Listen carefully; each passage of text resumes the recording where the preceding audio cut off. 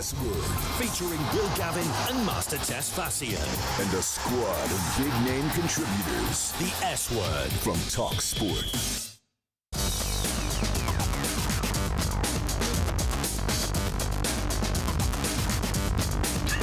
Hello and welcome to the S-Word on talkSPORT's YouTube channel and on the S-Word YouTube channel. Plus, you can now hear the podcast on TuneIn Radio. And we're going to be coming to you all over the world during the World Cup, because now that the Champions League has passed us by and Master has, I think, finally come to accept what happened on Saturday and finally recovered from what happened on Sunday. I haven't. We've got so much to get into from the World Cup. We're going to start our World Cup previews. Yes. Group A, Group B, both banging those out today. We've got some big names on the show. Amir Begovic is going to be here. Bosnia, Canada, big representation for him. Bosnia and Herzegovina, of course. Let's give I am respect. from Bosnia. Take me to America. I got to play the song. Will's never heard the song yet. The Bosnia World Cup song. Brilliant. Zero idea what he's talking about. Hopefully we can get it at some point. Absolutely zero idea what he's talking about. Plus, we'll talk Mexico. We're going to talk African football as well. And most importantly, whilst we're going to do James Milner retiring and Gabriel shirt sales, and there's loads of nice little bits for us to talk about, today is the day that we begin the Football World Cup. We're going to start with a draft, and then it can only go up from there. I said the Football World Cup, didn't I? I meant the Food World Cup. I messed it up already. What's going on? It's the S-Word. Help me! I should probably open the running order at some point. It would help. It would help. Consider you made the editorial decision to move on to the Food World Cup, which I also endorsed. Basically, what happened here is we're talking about Argentina as the reigning world champions. Our full plan today was we were going to do our top 10 Argentines of all time. And then we talked about, well, should we do the last 2 decades so it's more currently relevant? Should we do the Premier League ones after our African footballer draft the other day? And then with 5 minutes before the show, Master just went, I don't want to do that. You cut the numpties. I mean, the whole point is to argue Maradona and Messi. I mean, we just gotta. We didn't sell a point there, you know. And why not argue about food instead? So we are literally going to spend 20 minutes of this show drafting our top 10 food nations from this year's World Cup. And if you guys like that content, if you guys want more of it, big back energy over here. We very well might do a full food-based draft. Big back energy. It's another thing I didn't know until I met Master. So and Gaps was aware of big back energy. Every day is a school day for me right now. Qualities of a good uncle. Big unk energy. Listen, domestic football feels over, but there's some good talking points to get into. However, over the next 6 weeks, we are going to be guiding you through the entire tournament. We're going from 5 days a week to 7 days a week. From the opening game in Mexico to the final game in New York. The World Cup's coming. New Jersey. To talkSPORT. New Jersey. The greatest and most prestigious football tournament in the world. We are inviting the world back. And Brazil win the World Cup. We're really excited to continue the preparations and get ready to welcome the world. And so to the football. It's Iniesta to win the World Cup for Spain. The magic matches and the fantastic football. Germany in 7th heaven. Brazil in footballing hell. And France Are the World Cup winners in 2018. Anyone could win this World Cup. Mbappe has a hat-trick. He has his place in history. To all the French team, we love you, and we're going to come back in 4 years. Gamal, 25 yards out, right of centre, left-footed corner! Oh my goodness! Harry Kane attacking it. Stoops, conquers, and England leads. I think everything is possible, but we have to make it possible. Well, it will be a fantastic event. There will be 104 Super Bowls in 1 month. Scotland are going to the World Cup finals! Kenny McLean! The real test now will be when we get there. How can we turn up? Dust off your passports, pack your suitcases. England are on their way.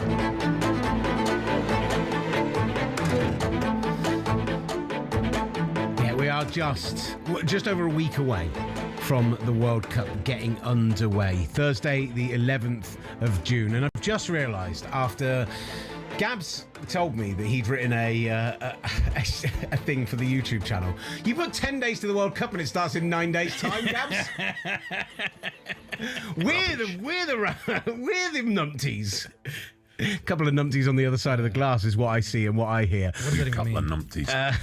Yeah, listen, big show coming up for you today. Some great guests on the horizon. Amir Begovic joining the show to talk some Group B action. We've got Rodney Marsh, former England international, played a lot of his football in Tampa Bay. That's where England are heading for their first warm-up game. So we're going to catch up with Rodney Marsh as well. Plus, Sebastian Salazar will join us to talk Mexico, one of the hosts of this World Cup, and some Group A action.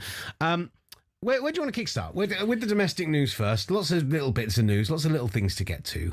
There is a lot to get into. Do you like the James Milner retiring stuff? Let's start with James Milner. Why not? Look, we are hard-hitting and up to the minute and bringing you a piece of news that was from yesterday. But there's been a lot of discussion about James Milner retiring from football.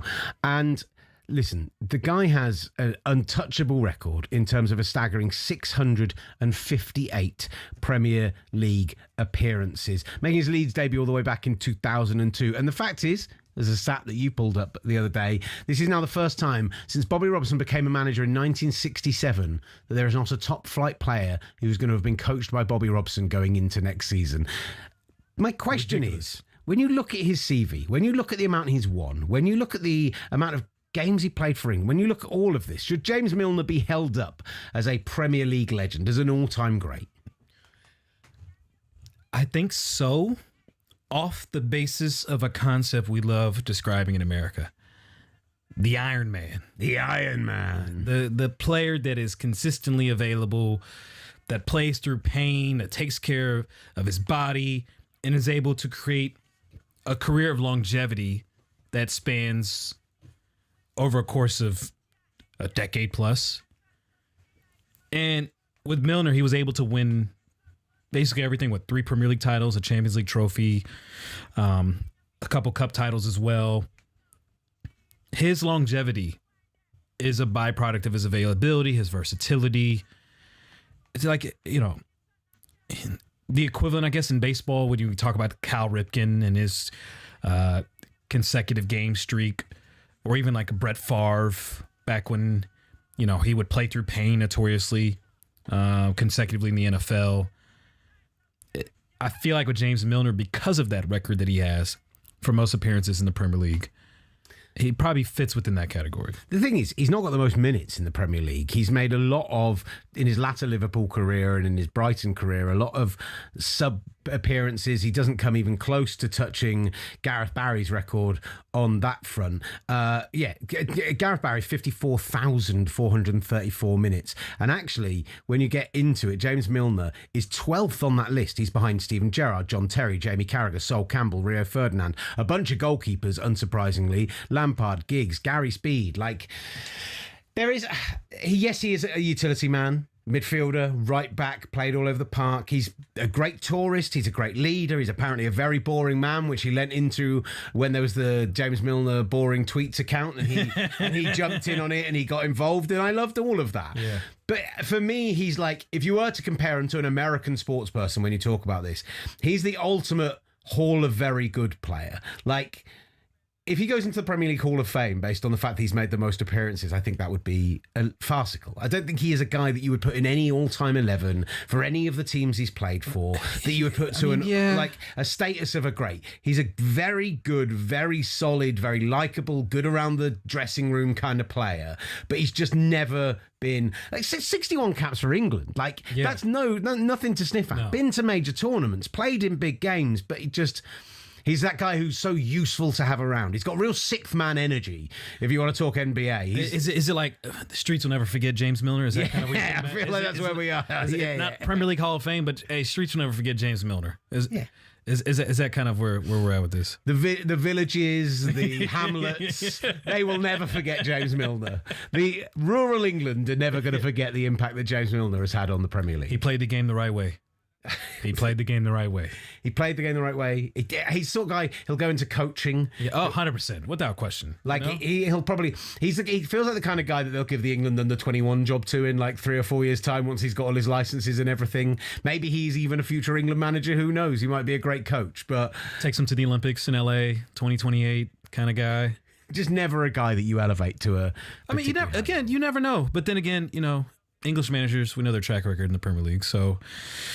But how has this become your absolute argument du jour over recent days? I just, is it you just getting too much Yank hate across the talkSPORT social medias, and that's I'm enjoying the little tidbits and nuggets that I'm finding. It's Do you like? I mean, I jumped in on a couple yesterday where people are like, "Why am I hearing an American talk about football?" And I'm like, "Because he's American." America! There you go. And guess what? He knows more about soccer or football than you mugs who are mugging him off just because he's American. But again, it's a global sport. It's an international sport. It's celebrated around the world for being the ultimate working man's, everyman sport. And yet, somehow, working man and woman's.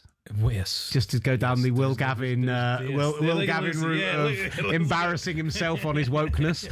Working person. The working person's sport. There you go. And, jumping to the goalposts and all of that. With James Milner, again, I can see him being a manager, the way he took care of his body, in this era as well in the Premier League, where you always hear about the stories in the 90s and stuff and how the guys took care of their bodies before Arsene Wenger.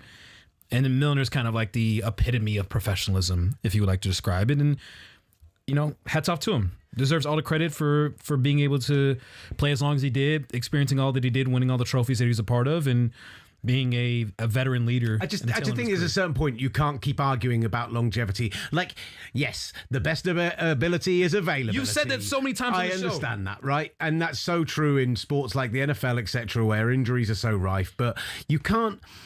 I just don't think longevity at a certain point. It's exciting that a person is playing until they are 40, 41 years old, if they are playing at the highest level. We're talking about this. Cristiano Ronaldo, this World Cup, and we're going to talk Mexico later. The Mexican goalkeeper is going to join Lionel Messi and Cristiano Ronaldo as having played in 6 World Cups. That is a record. That is astonishing.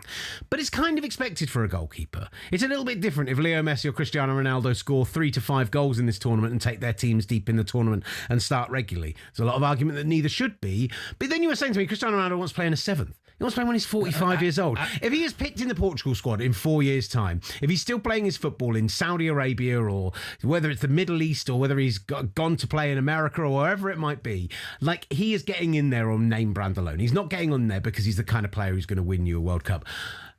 LeBron James doing what he's doing at 41 years old. Tom Brady going to a Super Bowl at 44 years old and winning it.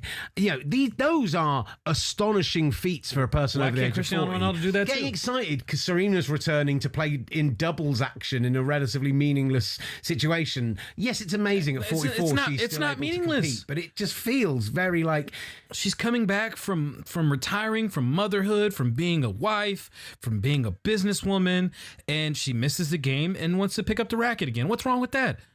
When Tom Brady did it, everyone was like, cool, even though it came almost at the cost. It did come at the cost of his family. But Serena, she's in a better place, and Cristiano Ronaldo, if he wants to keep playing, by all means, what's wrong with that? You want to talk about players looking after their bodies, by the way? Talk to me. Tom Brady and his only vice being avocado ice cream once a week, 1 scoop. That's how modern athletes behave nowadays. This is not the eras of Ray Parlour telling us that Arsene Wenger stopped him from having a beer on his flight home. So instead of going straight home, he went to the working men's club, had 20 beers, and then still went to training the next day. Those days don't exist anymore with professional athletes. See, James Milner will fit right in. Obviously, look after your bodies and everything, but future championship manager works his way up. He'll be great. He'll be wonderful. Is that what you're already pitching him in as future championship manager? There's nothing wrong with it. He would be great. The grit, the grind, the intensity, the tenacity it takes to win the championship. He'd be great there. All right. But shout out, Streets will never forget James Milner. Streets will never forget James Milner. Streets will never forget James Milner. Right. Qualities of a good uncle. Can we talk? There was a piece of American sports news overnight because June 1st and the NFL is now becoming another date to the calendar that they can dominate the other 365 days of sports. And now that we've got the June 1st, there's always been the June 1st designation, what it means to contracts, etc. But now we're getting it as a big trade deadline day, like the opening of trade season post-draft. And yesterday we got 2 huge drafts. A.J. Brown going from the Eagles to the Patriots, which I might ask Amir Begovic about later. He's a big Patriots fan. But also Myles Garrett going from the Cleveland Browns to the Los Angeles Rams for a first, a second, and third round pick over the next 3 years, plus 25-year-old pass rusher Jared Verse, who is already a top 10 guy in the NFL by himself. Pass rusher. It is What is the football equivalent of a player of this size, this magnitude, moving to already the favourites? Is this Vinny going to Arsenal is the question. I mean, maybe. Isak going to Liverpool after they won the Premier League? Yeah, I think he's going to have more of an impact than Isak had at Liverpool, though. I mean, yeah, if Garrett can stay healthy too. I mean, Garrett's always healthy for the most part. He is an unbelievable physical specimen of a human being. He can do everything. To break the sack record on a terrible team at 30 years old is unbelievable. I think... You know where he's from, right? From your neck of the woods. He's from Dallas, Texas. Or Arlington, Texas, I believe it is. Yeehaw. Please clip that. I sometimes now say things and I worry they're going to get clipped. We were doing an interview with Zito the other day when he came on via Zoom, and we were talking about the fact that, like, with the World Cup, they're excited to let situations like go by, like. They're excited for the focus not to be on the tickets and the politics and everything else once there's football on the field. And I went, oh, look, football. And I was like, that's definitely getting clipped for usage. I am astonished I've not heard it back yet, honestly. I've just given it to them again. That's the worst part. Hopefully you laughing over it has made it way worse. Gavin Bill, so we know. Look, this is the strongest getting stronger. For me, it's more like PSG going and signing Harry Kane. Maybe I think the problem is Myles Garrett. He's a great player on a bad team. So who's that? Who's the? Well, do you know what? It'd be like PSG signing Harry Kane when he was still at Tottenham. I mean, Bayern Munich did do that. Yeah. I mean, if you want to, if Champions League matters, sure, but winning the Bundesliga. As a fan of a Kroenke-owned team in Arsenal. Listen, when I saw that news, Myles Garrett, I tweeted immediately my reaction, because the news happened the day after the Arsenal parade, and obviously the Kroenke family, they were all in North London having a good time, celebrating, cheering, as I'm catching up on all the social media content from it. And before I can even catch my breath, I see they're making a trade for Myles Garrett. I'm like, oh, they must see. This parade must have really stirred up a lot of emotions. Yeah. I mean, they got a lot of positive PR. I mean, again, this was an ownership group that maybe wasn't the most well-liked in North London for some of their financial decisions with the club and the way they were running Arsenal. However, the success they've had in North America, with the Rams winning, the Nuggets winning, the Avalanche winning, you can go down the list. They've had a lot of success in North American sports, and now with Arsenal winning on top of that, the Premier League, you couldn't avoid seeing the Kroenke family being viewed in such a positive light that I'm not sure they've really seen before globally. Mm-hmm. So at that point, you kind of wonder, man, let's keep winning.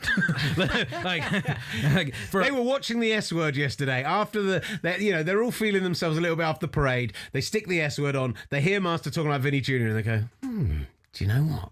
Listen, that could work. If they're going to splurge big on Myles Garrett, just make sure there's a little bit in the budget for Arsenal this summer to make a Myles Garrett-like splash. That's all I'm asking for. That's all I'm asking for. I'm hoping that's the case. But yeah, it's a very interesting time with these kind of multi-sport owners, particularly in America, that, the glory they receive for global recognition for winning in this sport, I think trumps anything else they do. So maybe the Glazers at one point will get to experience this.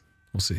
Patio Joe gets in touch on the YouTube chat, says, good morning, boys, from Los Angeles. That means you're watching this at like 5:20 in the morning. That's some serious... I told you, LA... Master still awake energy.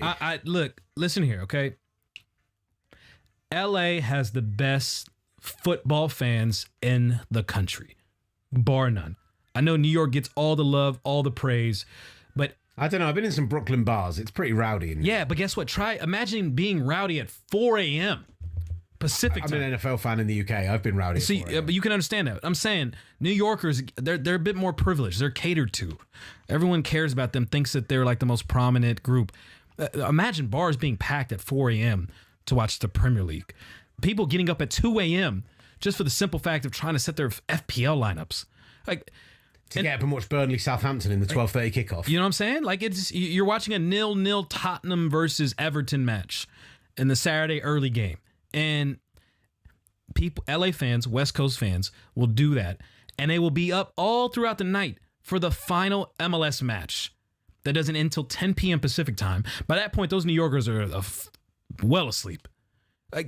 In terms of the passion, the dedication, the loyalty, the commitment, you will not find better fans in this country than you will on the West Coast, but in particular in Los Angeles. I promise you that. Listen to the level of love you are getting, Patio Joe. Well, the good news is that we are going to be here Monday to Friday up until the World Cup starts. But from next week, from next Monday onwards, we are going 7 days a week, all the way through to the end of the World Cup. We are going to be previewing Group A and Group B today. Amir Begovic is going to join us. We'll get the Mexican perspective. Rodney Marsh will join us, former England international, and he played for the Tampa Bay Rowdies late in his career, so he knows what it's like to play in that heat, in the sweltering, humid conditions of Florida. England are headed out there to start their World Cup campaign with their World Cup warm-ups. New Zealand this weekend, of course, live on talkSPORT. So we'll get Rodney Marsh's views on that as well. We're going to talk Gabriel. We're going to talk shirt sales. 350% they've gone up since he missed his penalty. What a club. Just some deluded Arsenal fans. What a club. What is this situation? What a club. We will get into it. What a club. And we will do, and this is the big one, we're going to talk some Spygate, as well. Some massive news come out overnight over Spygate. We've got Tonda Eckert coming out and making an 8-minute long statement to fans. We'll break that down for you. And then we've got the owner coming out and doing an interview with Dan Roan, which is... I haven't seen this yet. Wild. Like, absolutely wild. So we'll get into all of that. Plus, most importantly, later this hour, we'll be drafting the top 10 food nations at the 2026 World Cup. You do not want to miss. Do not miss this. This is the S word. From the touchline to the terraces, talkSPORT presents the S word.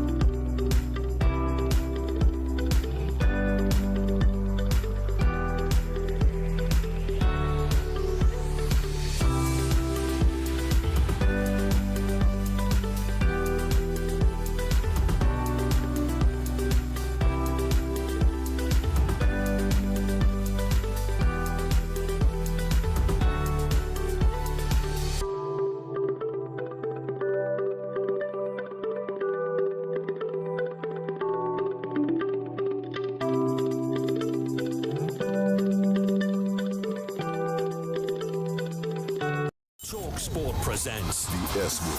High energy exchanges, fiery fan reactions, and the biggest football debate. The S Word from talkSPORT.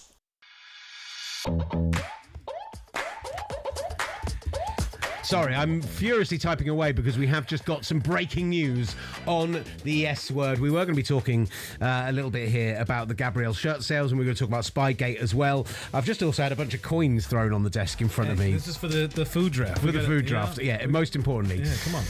It has just been announced by talkSPORT's very own Ben Jacobs that Marco Silva will be departing Fulham this summer and will be taking the Benfica job, which is being vacated because Jose Mourinho is heading to Real Madrid. That last bit, not confirmed yet. That probably won't be confirmed until after the presidential elections, which are end of this week, start of next week, June 6th, I think. June 7th, I believe. Yeah, so it's this weekend, yes. This Sunday, in fact. So we don't expect Jose Mourinho to be announced until after, basically, Florentino Perez is reconfirmed. But in the meantime, despite finishing 11th this season after his years at the club, Marco Silva is heading to Benfica, is our understanding. How have the Khans let this happen when he has been such an important cog in establishing Fulham as a Premier League team after years of ups and downs and uncertainty? I have no idea. I genuinely don't know how you let him walk out that door. The simple fact that the contract dispute was still ongoing, and even when they talked about it, everyone just felt very lackadaisical about it. Like, yeah, its contract is over, and then we'll see what happens afterwards. I think perhaps Marco Silva thought there could be some other gigs available for him, and we saw quickly how much the big six gigs felt like. Chelsea with Xabi Alonso, Carrick with United. I think that one really threw a lot of people in for a loop with how well he did, because that one was an immediate fill-in. And when you had him, you had obviously Areola, who was interested in exiting, Oliver Glasner, who's still available as well. There was a lot of quality managers, it felt like, at least managers with a lot of potential to make that next leap, but there just wasn't enough chairs in this cycle. So, I mean, him going to Benfica, good opportunity for him. He'll be part of Champions League, correct me if I'm wrong, in the Portuguese league. But for Fulham, it just felt like he was doing a good job there. He was really doing a good job there, and they had a chance to kind of sneak in and become what Bournemouth is right now, where they could take one of those Europa League spots, take one of those Conference League spots. And now, I mean, I don't even know where Fulham goes from here. What are the options at this point, this late in the cycle? Where can you find a manager or an option that can serve as an upgrade over Marco Silva at this point? I mean, who are you competing with is a question, because it sounds like PSG is going to Crystal Palace. Like, that would have been a great option for a Premier League club. He takes over in July 2021 as they get relegated to the Championship, gets them promoted from the Championship. Top of the table, 106 goals that season. Fulham were sensational in that promotion chase. And then over the course of 4 years in the Premier League, he's finishing 10th, 13th, 11th. And I think there is an element to this of, as much as the noise out of Fulham is that they love Marco Silva and that him and Tony Khan work very closely together on the transfers and that they have a really great working relationship and everything else that goes along with that. Do you think there's an element where Fulham look at this and they look at what Bournemouth have achieved and what Brighton have achieved and what Brentford have achieved, like just up the road from them, and they say, listen, why can't we be this? We're getting big money in for someone like Alexander Mitrovic leaving to go to the Middle East. Why aren't we able to reinvest this? Why aren't we making the right signings? Why aren't we pushing forward? I think a club like Fulham should be pretty pleased with 4 straight mid-table finishes after getting promoted to the Premier League, when prior to that, I mean, you literally look at the seasons prior to that. When they got promoted from the Championship in 2018, they went up and down 5 straight seasons in a row. Only in the last 4 years have they really been re-established as a Premier League team after years and years of being one of those teams who was almost an ever-present through the early kind of 2010s. And I kind of almost feel like if they wanted to get a deal done, a deal would have got done.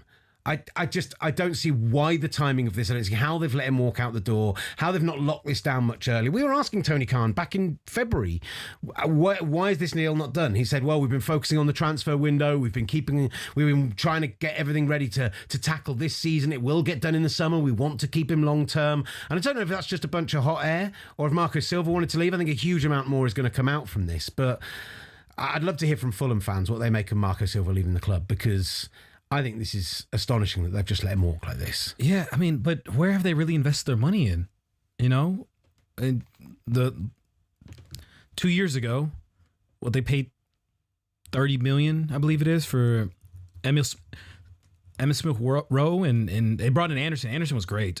ESR maybe hasn't lived up to the idea that he, the Arsenal Academy kid that he was. I don't think he's made too much of a difference there. Joao Palhinha has been at Bayern Munich. He left, and then this past summer window, I'm not too convinced with some of the moves that they've made in the summer. They signed Oscar Bob, who obviously is a promising 22-year-old from Man City. We'll see where he looks next year. It's a lot of young guys. Kevin is 22 years old. They signed him from Shakhtar Donetsk. But Chikwueze on a loan transfer. But I thought for the players that he had, I considered that he was doing a good job. I think he really elevated players as well. You look at guys like Alex Iwobi, like Raul Jimenez, like Andreas Pereira. Like, these are players who played their best football, really, of their careers under Marco Silva. And actually, I think one thing that kind of stands out to me is he had a couple of deep cup runs. They got to the Carabao Cup semi-finals that year. They get a win at Old Trafford. There was a point where it looked like they might be a real team on the ascension, where it looked like they might be a team who was going to push up to qualifying for the Europa League, challenging those teams that I was just referencing, like really pushing up and pushing on. I think maybe it's just got a little stagnant over the last couple of years. More 54 points last year, 52 points this year, very much sitting in and around the same area of the table, finishing mid-table. Never really hitting kind of these rich veins of form. Maybe it felt a little stale, but I just don't see what the better option is for Fulham right now. Is Benfica a better job? They qualified for Europa League, despite going. That's mad. Like, they're not qualifying for Champions League. Like, they're a team who should be challenging for a title. Well, they didn't lose at all last year, and the best they could do was third in the Portuguese league. So they qualify for Europa League. Is Benfica in the Europa League a better gig than Fulham in the Premier League? I feel like Benfica is a huge deal in his home country. It's a big club. If you're the guy who goes to Benfica after Jose Mourinho failed there, after he was at Fenerbahce and then at Benfica, didn't win a title at either, and you go into Benfica and you turn them into a title winner, then Marco Silva going to Benfica, one of the two biggest clubs, if arguably the biggest club in his home country, and he turns them into a title team, he takes them back to Champions League football, then they might be building a statue for him outside. Like, that is, for me, that's too big of a draw to stay at Fulham. Harry, Fulham fan, gets in touch and says, could have been done quicker, dragged it out, played us a bit. And that's the frustration, I agree, from him. There is a rumour that Fulham offered Marco Silva double the wages that Benfica were offering. Double those wages. And he went, do you know what? The draw of European football, the draw of potentially restoring grandeur to a great club, that's what convinced him. And I kind of respect Marco Silva for making that decision, to be honest. I mean, maybe he missed home as well. The understanding of the domestic league in his own country. The simple fact that Calvin Bassey is probably going to get sold. Harry Wilson is probably going to get sold as well. Two key pieces to his team last season. How many more times can he, continue to develop these kind of players, and right when they're reaching the peak of their playing careers, selling them off to other clubs? And so, I wish he would have. I wish he would have stayed. I wish it could have worked out for him, because I will continue to wonder if he would have gotten another season or two with some better signings. That Fulham could be Bournemouth. Fulham could be Brighton. He has that capability as a coach to do so. But now the question is, how long is he going to stay at Benfica? Is this a stepping stone gig for him, or is this where he's going to stay, get Benfica back to the Champions League, have them as this Portuguese powerhouse competing against the big dogs in Europe? And is that what he's looking for, to stay there as a mainstay, or is he looking for, using that as a springboard into, perhaps a bigger gig that he maybe thought he could have gotten this summer? I'm not too sure, but I do enjoy him as a coach. I do rate him as a coach. I do rate him as a manager. And it's an unfortunate loss for the Premier League, and it's an unfortunate loss for Fulham. Few early next manager odds. And to be clear at this point, this is a deal agreed in principle. Some people are reporting advanced talks. Our own Ben Jacobs is reporting that is a deal agreed in principle. That obviously could still be that they need to make sure Jose Mourinho's out the door before they actually put pen to paper. And if there's some miracle, Florentino Perez isn't confirmed as the man at the helm of Real Madrid come this weekend, then that could all change very quickly. But it seems very, very unlikely.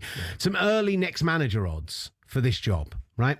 Kieran McKenna is the number one favourite. I think he'd be a wonderful appointment. I don't see why right now you leave Ipswich. You've just got them promoted again.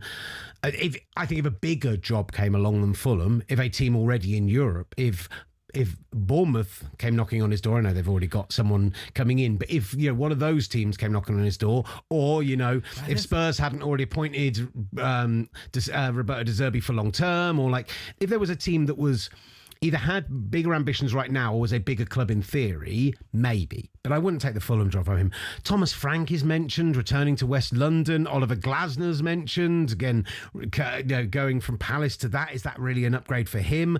Arne Slot, Liam Rosenior, like these are some wild shouts in this betting that I just don't see as like Thomas Frank could be interesting. Someone like Jose Bordalas, the current Getafe manager, who is in at 12-1. That makes more sense to me. That feels much more like the kind of appointment they do. Go and find a guy who's pulling up trees in another division with a smaller club, and that gives you much more of an opportunity. Where McKenna, I feel like is just unrealistic. He's been at Ipswich now for 5-6 years. Mm-hmm. He's been riding the ups and downs of this entire journey. He's gotten the loyalty from ownership. It would be hard for me to think that he gets this team back up to the Premier League again and would leave to Fulham. I think the only thing is Ipswich need to promise him they're going to invest this year. They need to actually back him and show him that we're serious about staying in the Premier League this year. That we are good. That's our big push, and I'm not saying that that's going to be easy by any stretch of the imagination. But leverage the situation and get some more guarantees in terms of what that summer budget's going to look like. I think that makes complete sense. But out of that list, with Thomas Frank, would you consider him? Liam Rosenior, I know you're a big fan of him. Liam Rosenior should take the England under-21 job when it becomes available. But so then I think Thomas Frank would be your best option. He's shown that he can succeed in London at Brentford, despite what happened with Tottenham.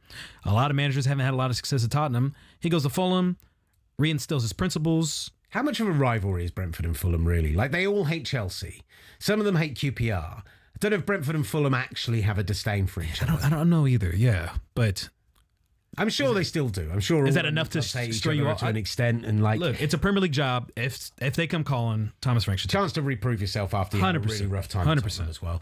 Well, look, fascinating breaking news coming into the show. The big question is now, and I'm going to just do a live production meeting on air. Do we now do a segment where we talk about the other two bits of news we wanted to talk about today? Because we've not done Spygate at all, or do we come back and we do the food draft? What do you want to do? Sam is ready for the food draft. Just two words from Sam on the other side of the glass were food draft. So forget Spygate. We're not going to talk about it. We're going to talk about food in the World Cup instead. Astonishing. The S Word with Will Gavin and Master Tesfatsion from talkSPORT.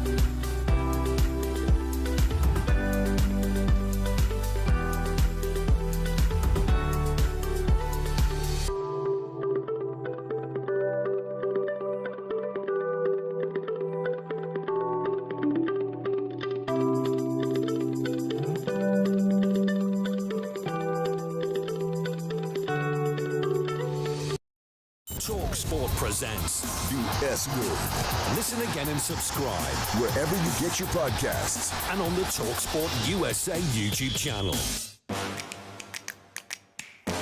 Welcome back to the S Word from talkSPORT. Will, Gavin, Master Tesfatsion. Don't forget you can keep getting in touch with the show.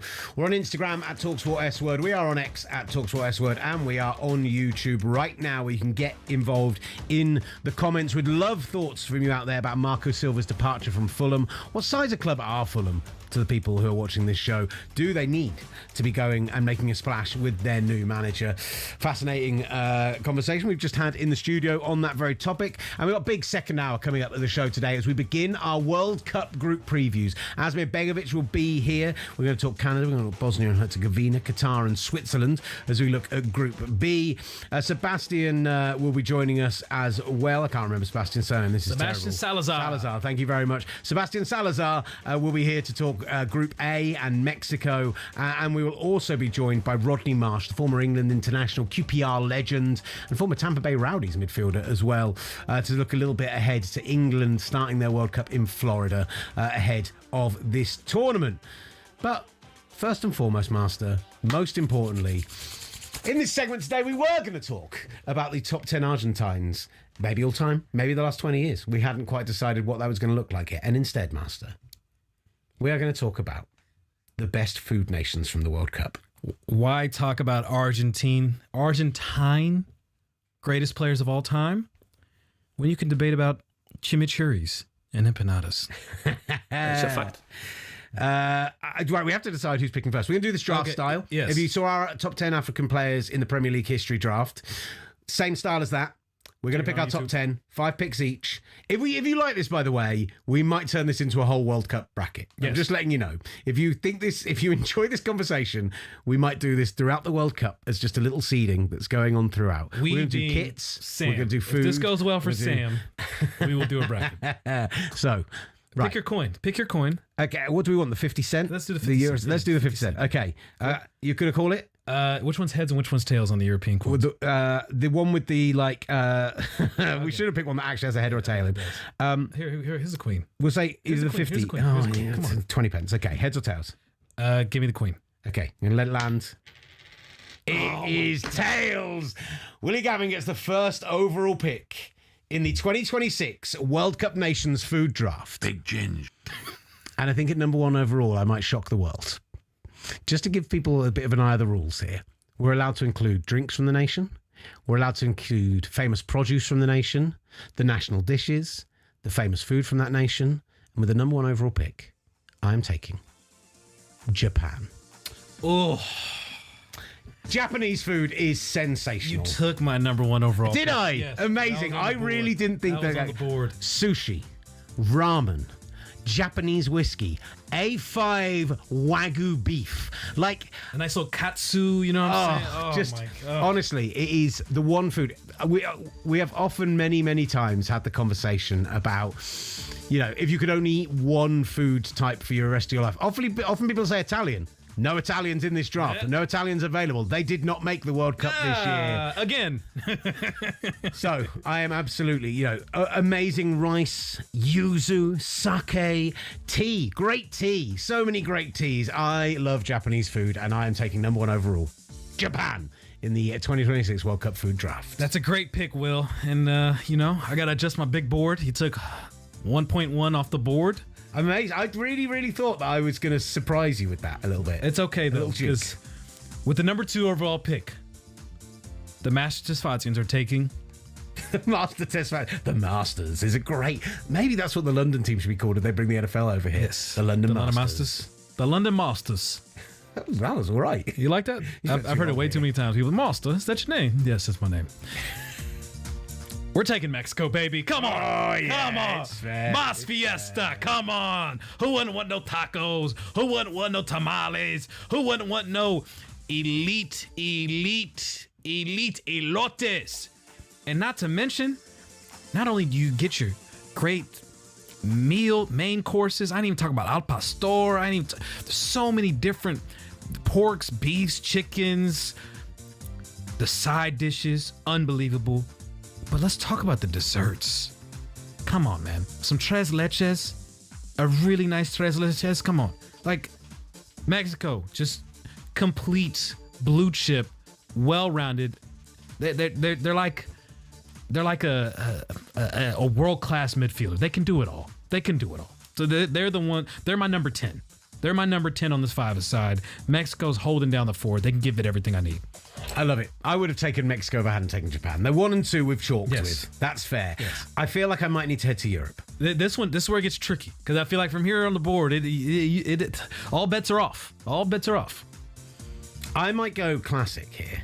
I may just go with the haute cuisine of all haute cuisines. Don't do it. Don't do it. Don't you do it. Why not? Don't you do it. World famous for their food. No, it's not. Literally, Michelin comes from this country. Oh, is he trying to fake me out because he wants to take it? I'm not. Go ahead, take it. Is he trying to fake me out because he wants to take it? Take it. I'm not doing it. I'm taking Espanol, baby. Paella, sangria, great wines, unbelievable Iberico pork, unbelievable tapas from around the world, all contained within these beautiful French patatas bravas. All of the great seafood that they have in Spain, just honestly sensational. They've got Rioja, one of the greatest wines in the world. They've got, I said, sangria. I mean, it might not have the olives of Italy and their olive oil, but they make some good olive oil in Spain as well. You go south to Spain. I mean, they have some of the best produce and fruit. Insane fruit. Insane citrus fruits. Insane tomatoes. Great spices, saffron, and just Spain is getting number 3. First European pick off the board. How can we forget Basque cheesecakes? Yeah, the Basque. I mean, let's be honest here, I haven't talked about desserts at all yet, which is surprising as the man of substantial carriage in this partnership. But you see the big bag energy in me is strong. However, Spain was not that high on my board. Okay. It was not that high on the board. I had a strategy just in case. I've just got to check, by the way. I'm loving this music underneath. Are we going to get in trouble with YouTube if we have this music playing all the way underneath this? I've got a feeling we might do. We might need to change it out for some specific tunage. Sorry to be boring and do a production meeting live on air. Spain wasn't high on your board. You can only eat paella so many times. Oh, it's so good, though. You can only eat tapas so many times. I think after I lost Mexico, I felt the need to get you were hedging. I understand that. Yeah, and you know what? That's my feeling. And I could have gone with, something else in the with South American region, maybe. With my 4th overall pick, I will also be hedging. Okay. Because you went with Japan, and I'm going with South Korea. Yeah, I like it. Gotta give me some Korean barbecue, some Korean fried chicken, little kimchi fried rice, something slight, as Larry June would say. I think South Korean food is up there with Japanese food. And honestly, considering how good their chicken is, their fried chicken's phenomenal, it could surpass Japanese food, in my opinion. It doesn't surpass Japanese. Again, the Wagyu is the Wagyu. I will not dispute the Wagyu. But the way Koreans can fry some chicken, buddy, there's very few people on earth that can come close. Okay, I love it. Neither of our nations have featured so far, I've noticed. No, they're not. I mean, if you pick England, you might as well just it's a waste of pick. Excuse me. Beans on toast will be represented at some point during these conversations. You can have it. Better than grits, baby. Better than grits. You can have it. All right, I like South Korea there. Next up on my board, and this is again a very personal pick, a very specific pick, with no Italy in this, with no Greece in this. The Mediterranean flavours, desperate to make an appearance. But we can just hop a little bit over the Mediterranean, a little bit south, and get not just those wonderful Mediterranean flavours, but a little bit of kebab. A little bit of the... No, don't do it. It's happening. Don't do it. Oh, it's happening. Don't do it. Turkey is coming off the board, baby. No! Yeah, I nearly had them at 3, honestly. I nearly took them at 3. Oh. Yeah, sensational. Turkish food is outstanding. I'm regretting my board. Outstanding. Should I have just waited for South Korea? Should I have taken him a 3rd round since he went with Japan? You could have had them as well. I might be regretting this one. That was a fantastic pick. Listen, there's some big hitters still on the board here, baby. I know, but you've got the baklavas, you got the donairs, you got the kebab. Like, it's just, again, a very well-rounded nation. They do everything, and they've done it well for centuries now. This one's tough. I love how much you're hating this. It's really, really appealing to me. We haven't actually... Do you know what is missing right now? That's given us a lovely European/Eastern nation. That's Turkey's a great selection for that. We haven't gone far south of that. No, we haven't. But you know what? No African nations represented yet. I'm not. South America, very lightly represented. Not really. Central America so far. And you know what hasn't been represented yet? Well, I guess it has, but I'm going to double down. I'm going back to North America, baby. Canadian food, poutine and maple syrup. Here we go. Absolutely not. I'm going with the red, white, and blue, baby. With my third round pick, I am picking the U.S. of A. Give me my burgers. Burgers aren't American. Absolutely, they are. Quite literally from hamburger. Smash burgers. Quite literally. We took the burger and made it better. Smash burgers. We were just sitting here talking about that. You want some Cajun hot dogs as well? Frankfurters. Do you want to take another thing for another nation? Cajun cuisine. Listen. Cajun cuisine, yes. Soul food. Barbecue, yes. I was getting there. If you would let me explain my draft picks. As a the Texan, first thing you threw out wasn't an American food. Smash burgers? You're not giving Americans credit for smash burgers? We changed the whole game with smash burgers. We changed the game. I'm not having it. Oklahoma smash burgers. Listen, I love American food, as you well know. I'm just saying, just get onto the barbecue already. Can I work my way to that? Kansas barbecue. No, we don't. I knew that would upset you. We're not discussing Kansas barbecue, okay? We got our smash burgers, okay? We got our nice little Creole Cajun, baby. We got our soul food, and of course, we have our Texas barbecue brisket. But I mean, also, I can end this whole thing with a nice slice of apple pie. Nice little slice of apple pie. Sweet breakfast as well. Come on, we do breakfast better than any other nation in the world. Let's be honest. Let's be honest. Americans know breakfast. America! Taste our bacon. Our bacon is amazing. I'm so glad you said our bacon instead of my bacon. I couldn't have handled it if you've done that. I don't know what point we are in the draft. Is that 6? Yeah, I'm 7 now. Yeah. Okay, fine. Listen, I nearly took it earlier. I joked about it earlier. I'm going to have to get it off the board. France has to come off at this point because you've got champagne. You've got the wines of Bordeaux and Burgundy, sensational grapes, apples, truffles. You have got... You can have it. The mainstream haute cuisine is all delicious and delightful. Don't get me wrong. But for more than anything else, I haven't got a lot of sweet on my board. I haven't had a lot of good desserts. The pastries of France, the butter in everything. I'm gonna have to take France off the board. I think it's a great pick here. I'm feeling a little bit European in my picks. I'm gonna have to diverge on my last couple, but that's where I'm going. I'm not feeling it, bro. I'm not. Come on, where are you going at 8? Oh, this one gets a little tricky now. I'm going really thin on my big board right now. You know what? I'm debating whether Middle Eastern. Okay. He's feeling the hurt from my turkey pick, and he's trying to get something to try and combat it a bit. I'm trying to hedge. I'm trying to find a good one. Do you know what the sensational food is? Or I can go North African. Host of the next World Cup. I mean, one of 6 hosts for the next World Cup. You know what? I think I got my country. Come on. I'm going with Senegal. Oh, we're going West Africa, baby. He's hit the West African, right? Okay. The best jollof rice in Africa. That's Gabs over there who's Ghanaian, and unfortunately, he does not respect the decision I'm making. Wow. Some wonderful chicken. Jollof rice. Some fantastic comments are going to be on fire. Depth of flavor. They took the Francophone style and made it better. Senegal. Ghana was literally on the board. I took Senegal. Senegal's going to go deeper. It's the best jollof and their food's better. So. My problem is I've done Spain and France, which are way too similar, and I don't feel I've diverged enough. What's your pick? I'm right now debating between 2 nations with one of the great all-time footballing rivalries. South American food hasn't featured on my list yet. Nope. Do I take the heavy, comforting dishes? The meat-heavy dishes as well. I've gone pretty meat-heavy of Brazil. You love you some meat. Or the open flame grill, the Malbec wine. It's Argentina. I'm taking Argentina off the board at 9. Had to do it. Give me Malbec wine and a big thick steak all day. I'm going to have gout by the end of it. If I ate everything off this list, I would have actual gout.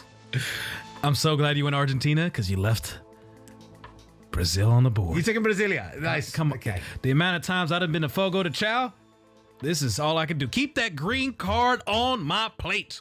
Bring the Brazilian barbecue. Fantastic meat. The cheese. The desserts. A caipirinha. A nice little always caipirinha, go down of course, beautifully. Of course. Tesfatsion is fantastic. End it with a nice little obrigado. I'll be out of my way. Thank you. So our top 10 food nations of the World Cup. Brazil in at 10. Argentina in at 9.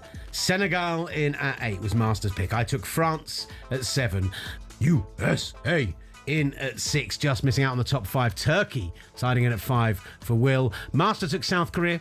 Arguably a bit of a reach after he missed out on Japan, but I get it. Will, myself, a little bit of Spain. Mexico at 2. Japan at 1. And if you don't agree with that list, then get up in the comments and let us know right now. Guess who's what wrong, nation wasn't who's picked? why, and what have we missed? Guess what wasn't picked? England wasn't getting picked. I think I might have taken Scotland before I took England, to be honest with you. I'll remember this next time you're trying to convince me to eat beans and toast. I get Scotch whiskey and fillet beef. Fine, I'm done. It's much better what you guys make here. All right. Next hour, we've got big name guests. We've got Amir Begovic joining us. We've got Rodney Marsh joining us. We're going to be talking Seb Salazar as well, talking Mexico, Group A, Group B, England's warm-ups, all coming up in the second hour of the S Word from talkSPORT. USA. All the biggest football debates. Stateside. The S Word from talkSPORT.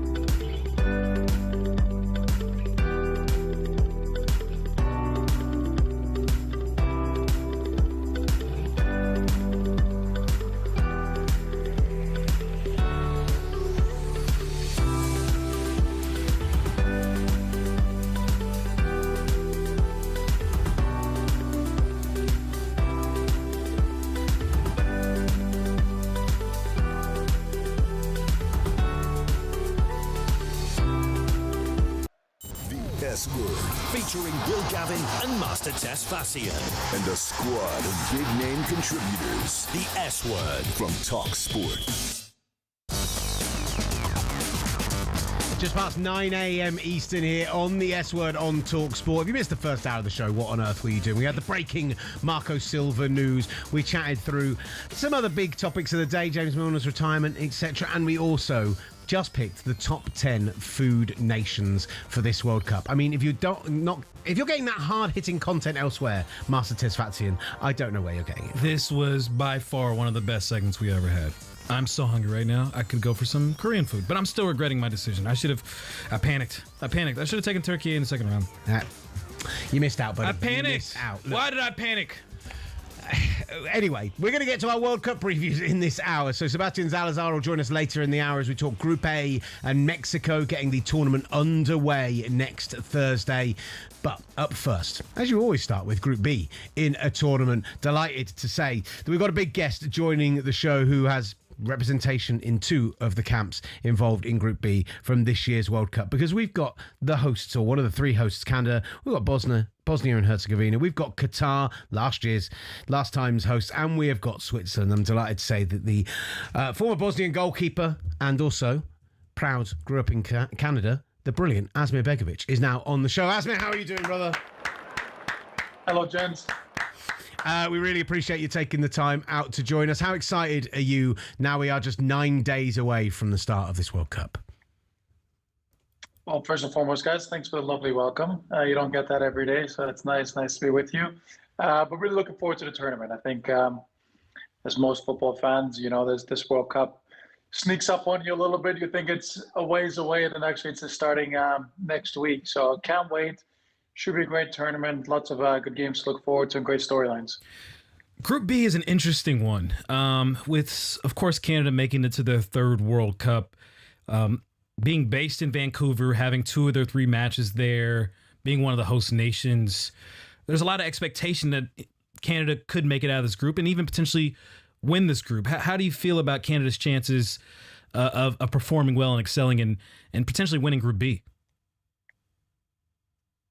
Well, I mean, I think they have as good of a chance as anyone really in that group. I personally think it's a wide open group. I think the footballing world and the rankings and everything else would suggest Switzerland would be the favorites, but you know, I wouldn't think they're one of the heavy hitters for the tournament. So I think from Canada's perspective, Bosnia and Qatar's perspective, I think it's all there to play for. And as you mentioned specifically, I think Canada, in the last few years, have made a lot of progress in terms of football and soccer over there.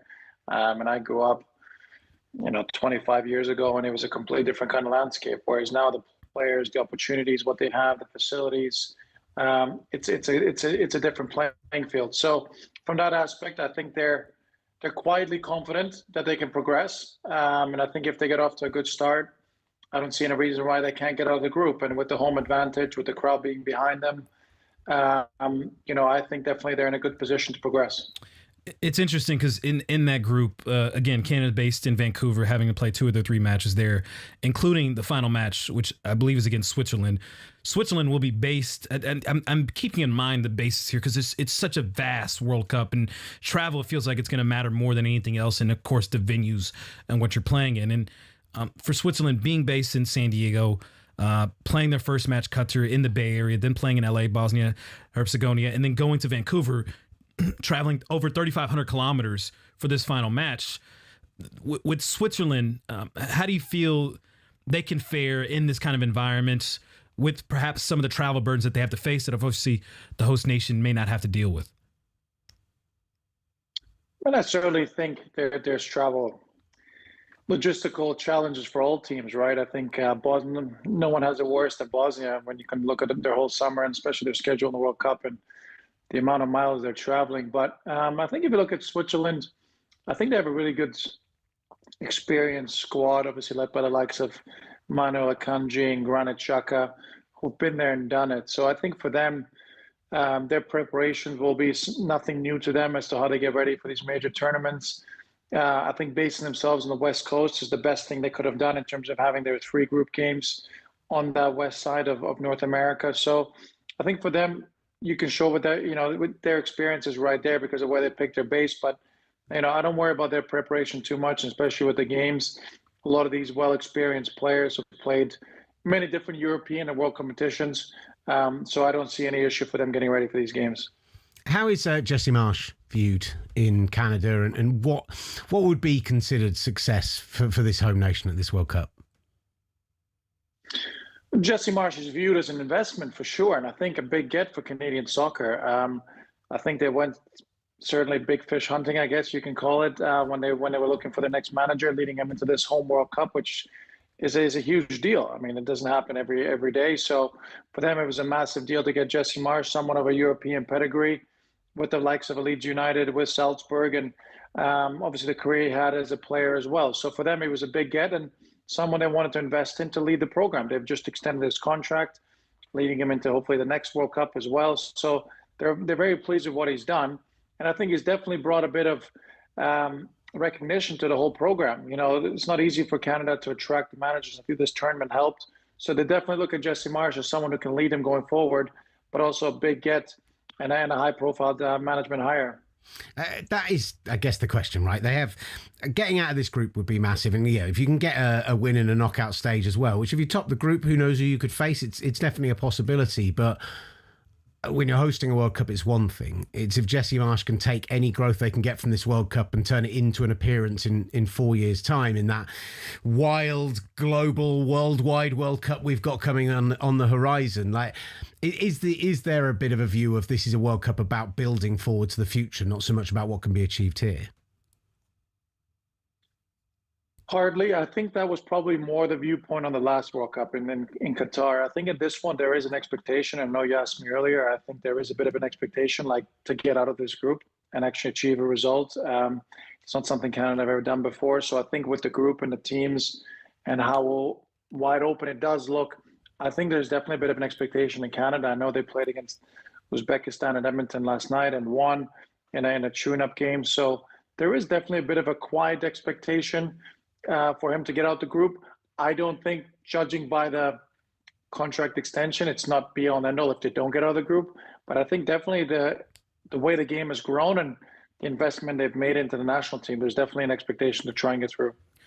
They play that inverted fullback style, and obviously Alphonso Davies plays a huge role for this Canadian side, being the leader of this team. With the on and off injuries that he's been suffering over the last years plus, how crucial is it for him, for Canada, to have a healthy Davies in this World Cup? Yeah, it's massive. I mean, he's the captain. He's the best player. I know he wasn't involved in the game last night. I saw reports in Canada that he's not going to be fit for the first game. And I think, judging by his injury history and track record, I think it'll be very difficult for him to be healthy for that first game, which is a big blow for Canada, especially, someone who plays such a big role. Bit of uncertainty around the goalkeepers and who's going to play there and be number one. So I think you want your best players in front of the goalkeepers to play. And if Alfonso isn't fit, it's a big blow for the team for sure. But Jesse Marsch has very preached on the collective strength of the team and wanting to build a really strong, united team, calling on the crowd as well to be that 12th man. So hopefully, even if Alphonso Davies isn't fit, for their sake, they can overcome it.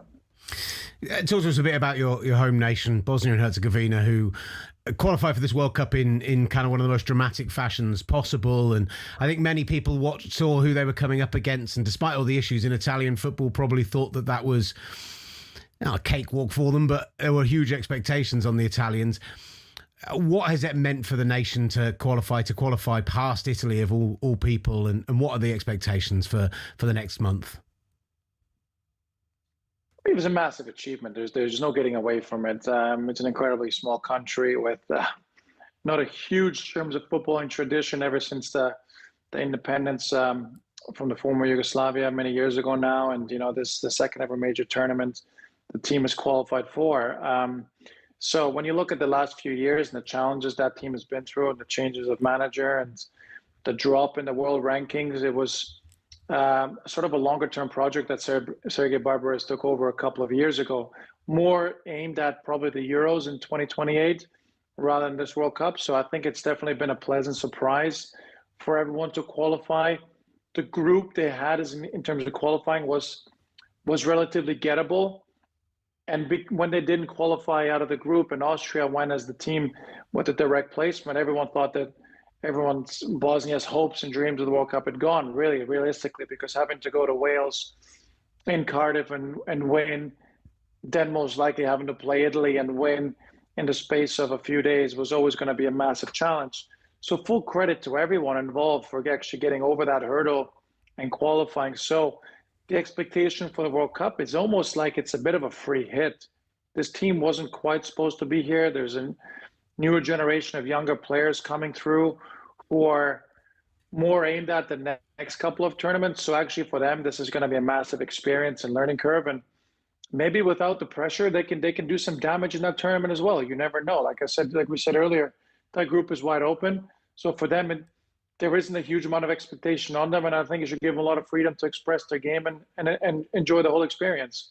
Asmir, the phrase "free hit" is banned around here by the Arsenal fan to my left, but I think as an Arsenal fan, he's going to enjoy the style of football that Bosnia play because it's aggressive, direct, like quick transitions, set plays. Yeah, it's proper football. I love how they play. I couldn't agree more. Actually, there is a bit of resemblance in the two styles. With the likes of Edin Dzeko, Haris Tabakovic, Demirovic up front, we've got a pretty good forward line, a lot of crosses, flood the box, get those guys in those positions, and of course set plays. We saw what big of a role they played against Wales, the set plays. So, for them, it's like I said, it's going to be a great experience for all the players involved. As you mentioned, though, the travel here, Will, they're going to be traveling 9,500 kilometers in this World Cup. They're going to be based in Sandy, Utah. Their first match. I didn't know I had a travel agent next to me. He's pulling these out of his backside. This is amazing. It mattered. This World Cup, it matters more than ever before. They're going to be based in Sandy, Utah. They got to go travel to Toronto, which is going to be over 5,300 kilometers. Then their second match is in Los Angeles against Switzerland. Then they have to go to Seattle to face Qatar. It is as daunting of a travel schedule as you're going to find in this World Cup. And obviously being one of the last teams to qualify, it serves as a disadvantage here. But I figure from this country and the people and just seeing this journey, it's almost the burden is embraced, I would imagine, by the people. When does it feel like a nation in which will take these kind of, unfortunate circumstances and try to maximize and make the most of them? Yeah, I think the team is definitely going to take it in their strides. I think there's definitely been many obstacles to overcome, and then maybe in their personal lives or with Bosnia. So I think having that resilience is definitely a big part of us and in our culture and the people that we have. And you rightly say the travel is crazy. I mean, they flew out earlier this week. They're flying out. They're playing a warm-up game in St. Louis. Then they've got to travel to Toronto for 5 days. Then they're going to go to their base in Salt Lake City, and then go play the other two games. So it's definitely less of the preparation less than ideal, and I think there's definitely a lot of things to overcome. But it is the World Cup. It is what it is. You'd rather be there than not, and you have to kind of deal with these challenges. Yeah. Listen, Asmir, what about for you? Have you got plans for next season yet? Do you think you're going to stick around in the East Midlands? Do we know what's next for you? Yeah, that's the $1 million question, right? That's a good one. I'm at the moment quite happy. Obviously, enjoying some time off and being with my family, weighing up all my options, having those conversations with the clubs. A lot of things need to fall in place. A lot of still managers and behind the scenes staff need to be put into places, and all sorts of different clubs, and of course even Leicester, as you mentioned. So there's a few things to decide, and then we'll go from there. I'll assess all my options. Biggest thing for me was to get healthy this summer. Had a bit of an injury in March. Kind of rushed back to play the last few games, which didn't work out too well, obviously, for everyone. So nice to get back healthy, enjoy some family time, weigh up all my options, and hopefully keep going in the right situation next summer. Or next year, sorry. And most importantly, as you and I have talked about before, be ready in September to watch some New England Patriots football. AJ Brown signing yesterday. Big day. Big move. Is this the one that's going to get that Drake-made deep ball over the top? Well, fingers crossed, right? We finally have that out now number one receiver, which we've been crying out for quite some time. I was actually with my buddy Alex Goldberg. We're doing our first ever podcast last night, and on the gloves off, and he's super excited about AJ Brown. I'm a little bit more conservative on it, just because why would the Eagles let him go? But anyway, I'm hoping he's going to make a massive impact, as most Pats fans hope he will. And we're going to have a good season. But, after being in the Super Bowl, it's not going to be easy. The schedule gets tougher this year. So hopefully we can take another step forward as a team and get into the playoffs. And then once you get in the playoffs, you never know. But I'm excited for the NFL season, and it certainly can't come soon enough. See, that's the difference. This is a former sports person who understands that locker room balance, that making sure it's a good teammate as well as a talented player, that is also important. And, there are huge question marks over AJ Brown's certainly final season in Philadelphia. So I think it's fair to question. I think it's very fair to question. If he starts reading a book in week 10 on the bench, I'm going to lose my mind. So let's wait and see what happens. Amir, brilliant stuff from you, as always. Really appreciate you taking the time to join us. Our first group preview on the S Word. Brilliant stuff. Best of luck for whatever you do this summer, and enjoy watching Bosnia in action. That's the great Amir Begovic joining us on the S Word here on talkSPORT. What do you got winning that group? Switzerland or Canada? I've talked to. I think Switzerland are probably my shout, but you were talking me a little bit into Canada. They've got the favourable draw in terms of the locations. They're a nice counter-attacking team. There's a lot of pace there. I think they could break a team like Bosnia down. You get a result over Bosnia, you get a result over Qatar, and suddenly, that third match is all of a sudden deciding who's going to win the group. Again, Alphonso Davies has to be sneaky wide open, but right? Switzerland defensively is just so stout, so it's going to be a very difficult team to break down.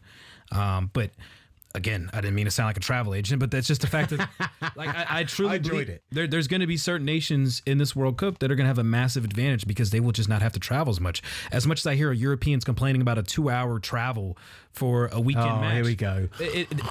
In the United States, and in North America, it is going to be an absolute burden traveling through 3 time zones and going through cross country. It's not going to be easy for some of these nations, unfortunately. Up next, we'll get to Group A a little bit later this hour. Sebastian Salazar will join us. We'll talk Mexico as one of the other host nations. 2 of the host nations ticking them off already. But up next, we are going to turn our attention to England's warm-up games in Tampa Bay. And the former Tampa Bay rowdy, and England midfielder, the great Rodney Marsh, joins us up next.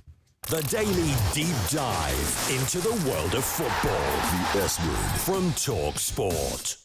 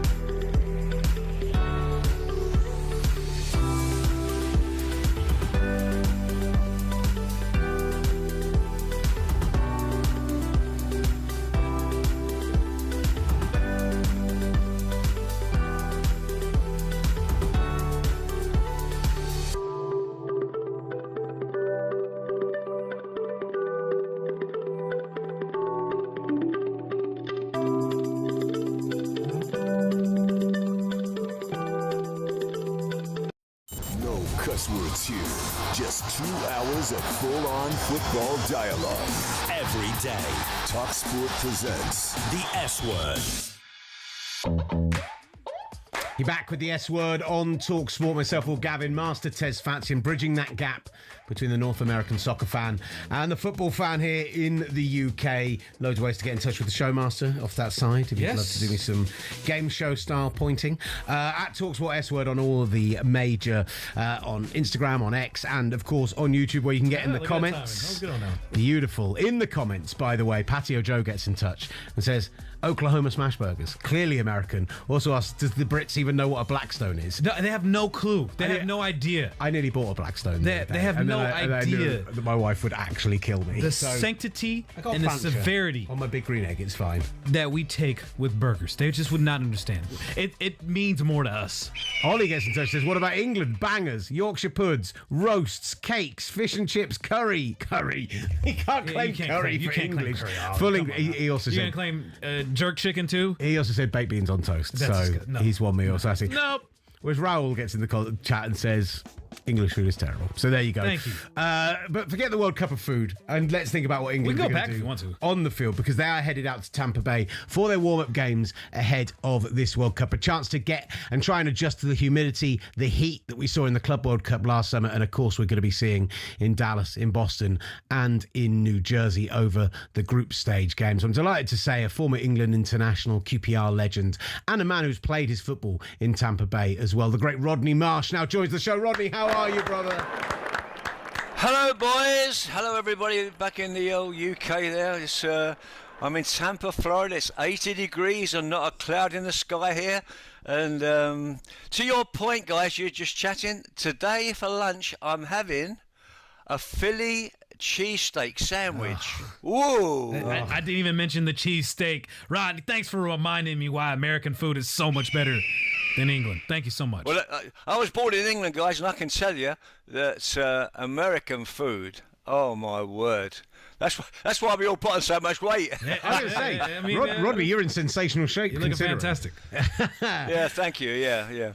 Listen, Rodney, before actually we got onto it, the topic of England, the topic of Tampa Bay, I saw you the other day, something we talked about on the show yesterday, Maurizio Pochettino during the USMNT's warm-up game with Senegal, gathering around the laptop, looked a little bit like an NBA timeout, showing something to his players. There's been so much talk about these drinks breaks that are going to be coming in these World Cup. What do you make of that scene and what we saw from the USMNT?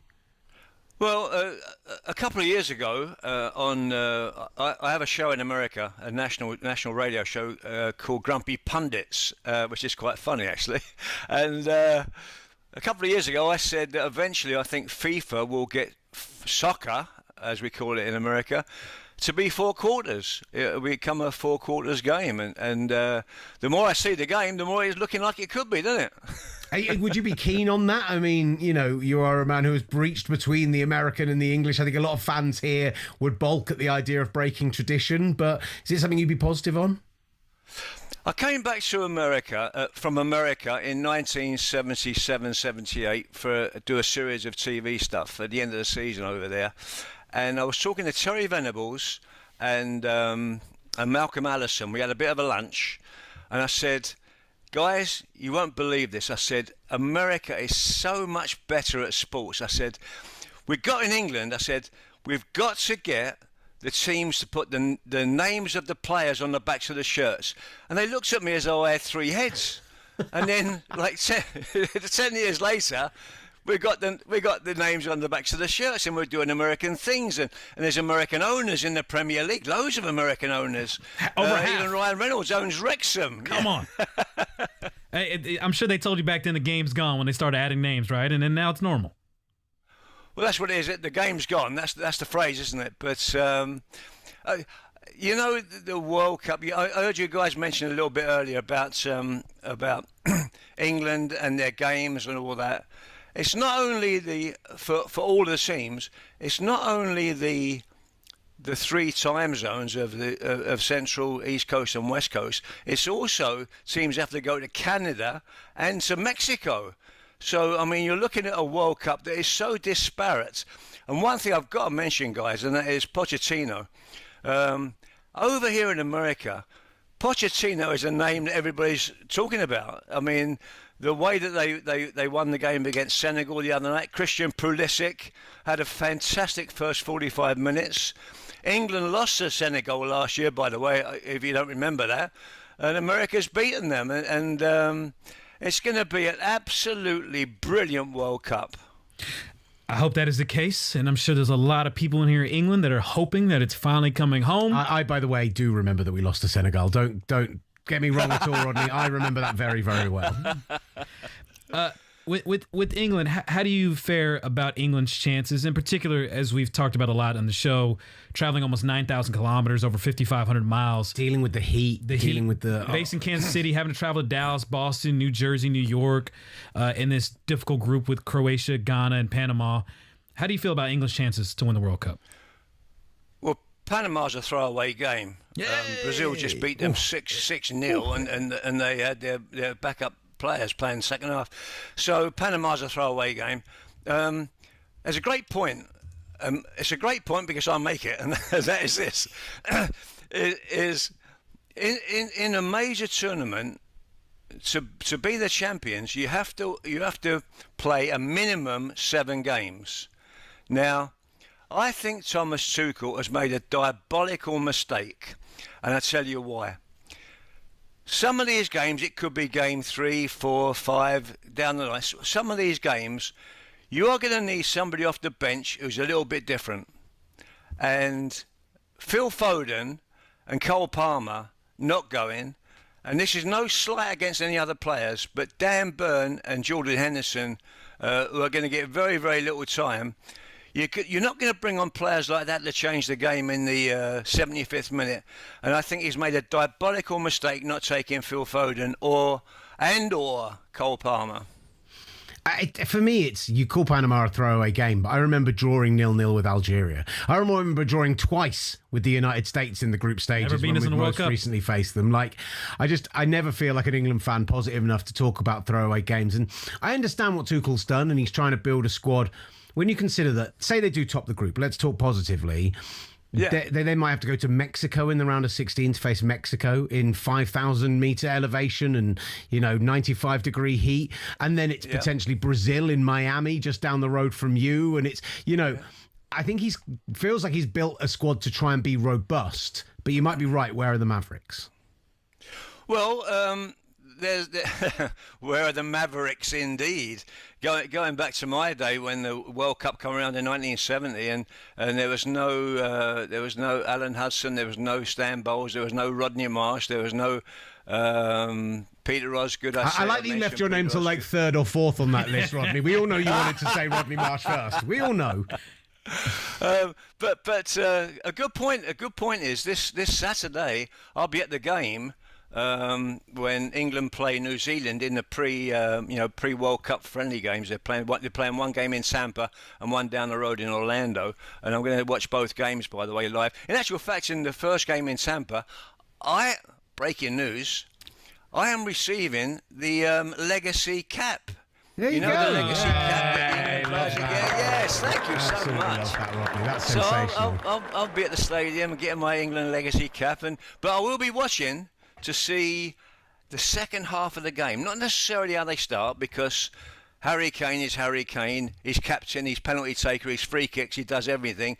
Leading goal scorer. Best goal scorer in the world, in my opinion, by the way, guys. At the moment, you may argue with that, and you might throw Mbappe in there. But I think Harry Kane is the best goal scorer in world football. Better even than Erling Haaland, in my opinion. I think this year that's fair. What happens if he goes down with and 7 games, he's got to play 7.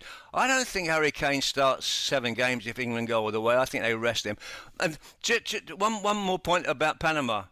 I'll tell you what I do with you right now, guys, and I know this is recorded, and I know that you're going to play it back and say, Rodney Marsh said that, what an idiot he is. I'll tell you what I do with you. I will actually give Panama a 2-goal start. Yeah, I will. Right, Ronnie, don't do that. Don't do that, Ronnie. We saw in the Nations League when they beat the U.S. in L.A. That I'm telling you, you're playing with fire. Panama, you're playing with fire with Panama. But Did you know this, that when I was born, Fire is my middle name? They call me Rodney Fire Marsh. I definitely knew that. You and Mikel Arteta. I mean, Rodney, listen, we might play it and we might say Rodney's a plonker, but I think the morning after Panama... that'd be good, though. I'd accept that. I'm sure you have to come on the show. We're also on Sirius XM FC, by the way, during the World Cup. We're going to be the early morning show before you guys are on and before Tom and his show are on. We're on Grumpy Pundits. So hey, we're on Grumpy Pundits. Fits right in. Come on. Yeah, from one grumpy pundit to another over here. famously so. Ronnie, in all seriousness though, right? How well does these two games prepare England? Because, I mean, that Raymond James Stadium, sensational stadium. I think a lot of the England fans will have fun with the pirate ship in the end. I desperately hope that if somebody scores a goal, they fire off the cannons and have a bit of fun with it. But... the heat, like right now outside, Rodney, it's 15 degrees, less than 60 Fahrenheit. It rained heavily overnight. It's June. This man can't handle it. Like the Texan next to me thinks it's absolutely disgraceful. It's June. So when you play in those conditions week in, week out in the Premier League, how much better is their preparation going to be going out and playing in that humidity and that heat of Florida? Yeah. Good point and a good question, because you don't, in preparation for tournaments, you don't get enough time. 10 days is not enough time to adjust to the temperature. I've got to tell you, folks, I was down there, Raymond James Stadium last year, watching a game down there, and it was a 3 o'clock kickoff, and on the field they've got this thermometer, big round thermometer. It was 107 degrees at field level. So, not good. It's 41 degrees centigrade. Two men just Googled that at the same moment then. That was sensational. It's nice to hear an Englishman using Fahrenheit. I'll just say that much. All right. Yeah. How difficult you played in Tampa? How difficult is in that humidity, in that heat? You talked about, you know, Harry Kane having to play 7 games, 90 minutes, 120 in penalty. I mean, if you want to win a tournament, statistics show you probably are going to have to play extra time and have a penalty shootout at some point. Like, just how tough is it to play in those conditions, considering there's a lot of 3 p.m. and 5 p.m. kickoffs there on the East Coast? I played here for 4 years back in the day, and played in Tampa Stadium, half of those games, obviously. And I've got to tell you, the first 2 or 3 months, I sussed it out. I sussed it out after a couple of months. Don't run around a lot. Do a Lionel Messi. And he's in Miami now. He's playing in Miami, Lionel Messi. And if you watch him play, folks, and I know there's a lot of kids out there that love their soccer. Just watch some of the videotapes of Lionel Messi. He only comes alive about 10 times a game. The rest of the time he's walking around and having a chat with it, and suddenly bang, and he scored 2 goals. That's the way to play in Tampa. I almost said like Bukayo Saka in the Champions League final, but he never had the bangs or the goals, unfortunately. Or the touches. yeah, all that without that, yeah. So in this group, obviously Croatia, Ghana, you've written off Panama. Do you think England can top this group over Croatia? I do. I've just had a go at Thomas Tuchel, but his selection of not picking those 2 flair players, the Mavericks, as you call them, because there is going to come a time during the tournament he's going to need a Maverick. He's going to need somebody to cut. It's going to be 0-0, 1-1. It's going to get into the last 10 minutes. He's going to need somebody off the bench, and he don't have those. But point being is, I think Thomas Tuchel, his approach to the England team has very much been... Am I right in saying, guys, I mean, you got all the stats in front of you there. Hasn't Jordan Pickford had something like 10 clean sheets in the last 14 games? I think it's something like that. Something ridiculous like that. He was fantastic in form. He was in fantastic form. Oh, and England now, the England team is built on defending sometimes deep, maintaining possession in midfield, and the occasional breakaway. I mean, I'm talking about the highest level now. I'm not talking about Panama, where they're going to score 3, 4, 5, 6 goals. I really hope in my so. opinion, after all of this, please. And I know you're going to slaughter me and say, Marshy said this, and how wrong was he? So we'll see how that goes. But it's pretty much going to be defending well, defending deep sometimes. But there's one thing.